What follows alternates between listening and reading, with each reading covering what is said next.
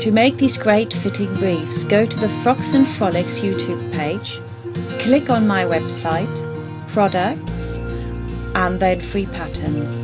Download the right size for yourself, print it off and assemble the pattern.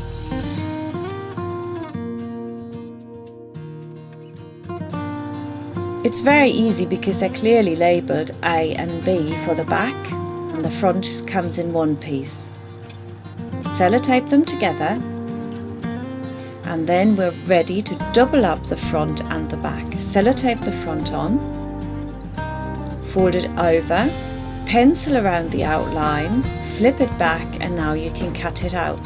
That way you only have to work with one pattern piece and not one that is on the fold. Much easier. So for your knickers you need your front, you need your back, you also need a gusset, and then you need the gusset lining. That's all. And then you need to get yourself some nice lace if you want to, and I've got here an example of a really lovely stretch lace. You could also just choose one which has one edge scalloped and it's just plain on the other side. And I've got another one here which is really wide. It just depends what you like. In this case, I've chosen this one, and what I've done is I've just simply placed my front piece on top like this and cut around it, and that gave me this piece here which I can just attach over the top here to create this nice knicker shape. You also need some elastic. Now elastic comes in all sorts of colours and widths. The important thing is that it stretches a lot like this. This is how it goes together, and we want to have the gusset totally encased. So the first thing we're going to do is and sew this together, and we're also going to sew underneath it the gusset. Backwards and forwards, all the way across. So I'm going to attach my elastic, and for that one I need a triple zigzag stitch. So basically I'm going all the way around.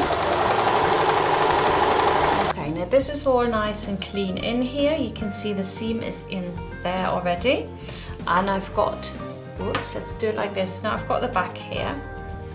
So fold that over and we get it onto back here. Now I would suggest that if you've never done this before, you put a couple of pins in there, like that, and fold it out and turn it over so that you're now looking at the knicker this way. What you don't want is an overlocked edge there. That looks really ugly, and a lot of people would do that. We want to case it in, so this is a bit fiddly, so watch really closely. We are going to attach it so that it will lie completely encased. Okay, so I've just folded that over. I'll take out my pin from here and pop it in there, okay? Pull it all through to the other side.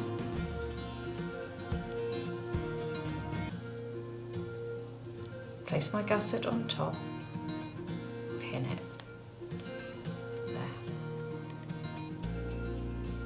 and another pin in the middle. Okay, so let's have a look at this, and what that does here, you can see it will case it in perfectly like that. So again, let's have a close look. There they are. Basically, turn it through that little gap, stitch it, and it's done.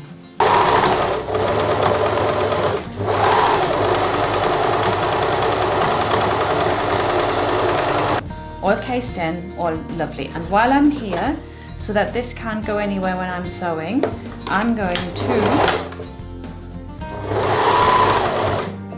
big stitch. I'm going to sew across here, and then I can trim the edge off.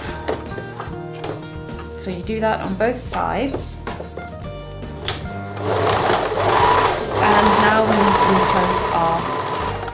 side seams. I quickly sew this with a centimeter seam allowance again.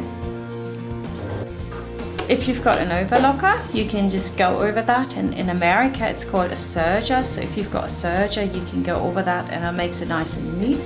Now I'm going to elasticate the leg, and that takes a bit of practice. You need to go again to your triple zigzag stitch.